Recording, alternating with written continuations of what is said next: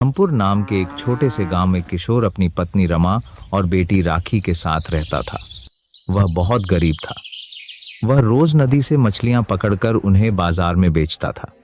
पहले उसका काम ठीक ठाक चल जाता था, लेकिन अब गांव में और भी लोग मछली पकड़ने और बेचने का काम करने लगे थे। वे बड़ी बड़ी मछलियां काफी सस्ते दामों में बेचते थे। इस कारण किशोर की मछलियां अब लगभग बिकना बंद हो गई थीं और उसके लिए घर का खर्च चलाना जैसे नामुमकिन सा हो गया था। एक शाम जब किशोर हताश होकर घर लौटा तो उसकी पत्नी रमा ने कहा, सुनिए जी, मैं कहती हूँ अब आपको कुछ नया काम कर लेना चाहिए।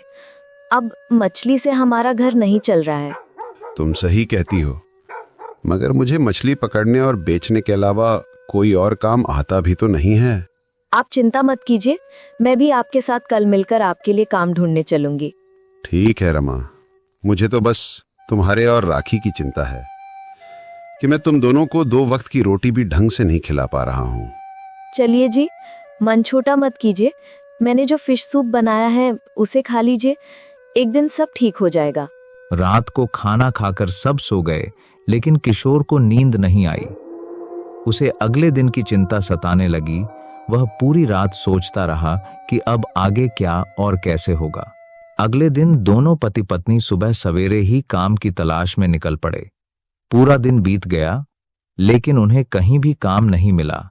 शाम को थके हारे लौटते हुए किशोर बोला, कभी कभी तो लगता है रमा, हमारी जिंदगी में बस संघर्ष ही लिखा है। आप चिंता क्यों करते हैं जी? पास में ही शायद एक और फैक्ट्री है, एक बार वहां चलकर देख लेते हैं, शायद वहां कुछ काम मिल जाए। ठीक है, अब आखिरी उम्मीद वही है।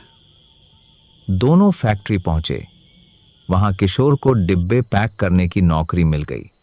दोनों खुश थे, मगर मजदूरी बहुत कम थी। फिर भी किशोर ने मछलियों का काम छोड़कर फैक्ट्री में काम शुरू कर दिया। फैक्ट्री का मालिक बहुत सख्त था।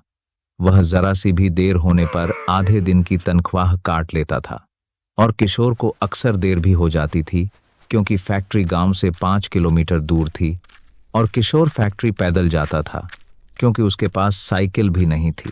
एक दिन बहुत तेज बारिश हो रही थी, तो रमा ने कहा, सुनिए जी, इतनी बारिश में भी जाना जरूरी है क्या? थोड़ी देर बाद चले जाइएगा। नहीं रमा, अगर 5 मिनट भी देर हो गई तो मालिक आधे दिन की मजदूरी काट लेगा, और जो मिलती है उसी में किराया भी मुश्किल से निकलता है। यह कहकर किशोर चल पड़ा। रास्ते में पानी भरा था। एक गड्ढा नजर नहीं आया और वह उसमें गिर पड़ा।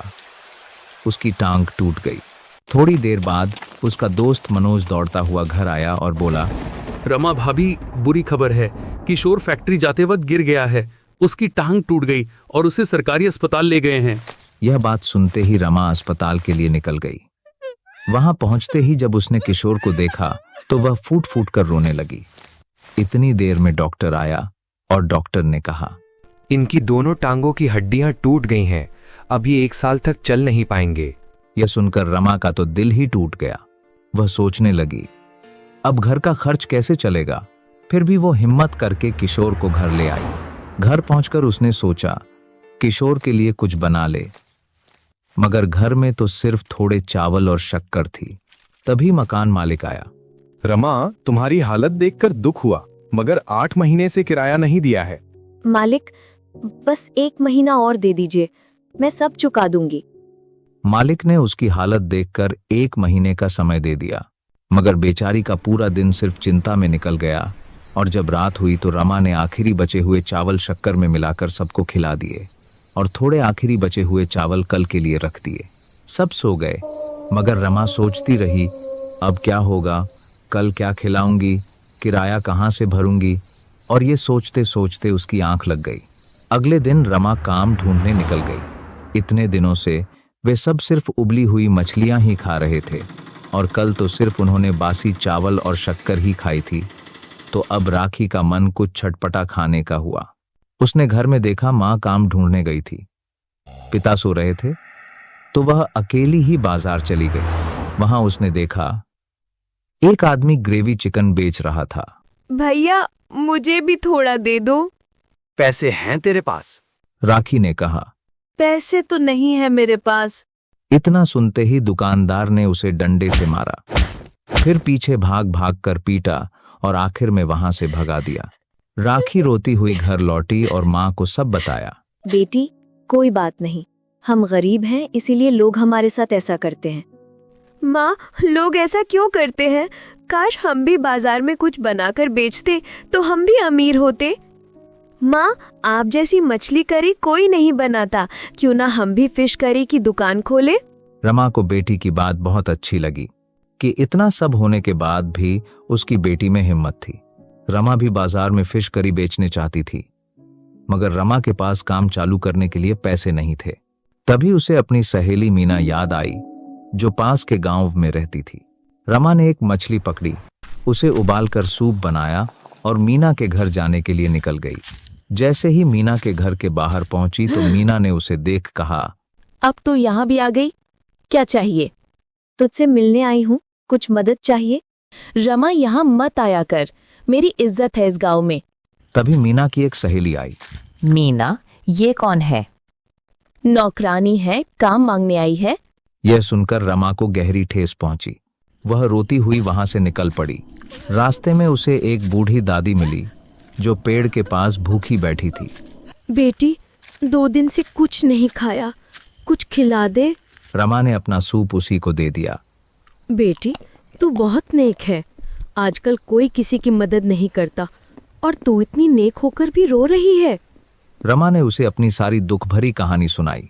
तब दादी ने अपनी थैली से एक छोटी डिब्बी निकाली और बोली, ले बेटी, ये जादुई इच्छा पूर्ति मसाला है। इसे जहाँ भी थोड़ा सा डालेगी और आंख बंद कर मन से मांगेगी, तेरी इच्छा पूरी होगी। जो भी मांगेगी वो प्रकट हो जाएगा। पर याद रख, इसका जादू तभी चलेगा जब तू ईमानदारी से काम करेगी और गरीबों की मदद करेगी। ये तेरी सारी गरीबी मिटा देगा, मगर जैसे ही तू लालच या गलत रास्ते से मुनाफा कमाने की कोशिश करेगी, इसका जादू खत्म हो जाएगा। दादी ने जैसे ही वह डिब्बी रमा को दी और वह देते ही वहां से गायब हो गई। रमा हैरान थी। रमा ने वह डिब्बी ली और घर चली आई। घर पहुंचकर उसने थोड़ा सा मसाला कढ़ाई में डाला और सोचा, काश मछली की करी बन जाए। देखते ही देखते मछली की करी बन गई। वह हैरान रह गई। फिर उसने मसाला थोड़ा और डाला और सोचा, काश चावल भी आ जाएं, और तुरंत चावल भी सामने आ गए। रमा ने फिर मसाला जमीन पर थोड़ा गिराया और सोचा, काश लारी आ जाए, और सामने सचमुच एक ठेला प्रकट हो गया। उसने यह सब बात किशोर और राखी को बताई। तब राखी ने वह मसाला किशोर की टूटी टांग पर लगाया और देखते ही देखते किशोर की टांग ठीक हो गई। अब आपको भी ठेला लगाना चाहिए, अब तो हमारे पास दादी का जादुई मसाला है। उसने उसी दिन मछली करी का ठेला लगाया। किशोर ठेला लेकर बाजार पहुंचा तो सब लोग हैरान थे कि किशोर तो ठीक हो गया, वो भी सिर्फ एक दिन में। जैसे ही उसने ठेला लगाया, सूखी फिश करी और चावल की खुशबू पूरे बाजार में फैल गई। कुछ ही देर में सब बिक गया।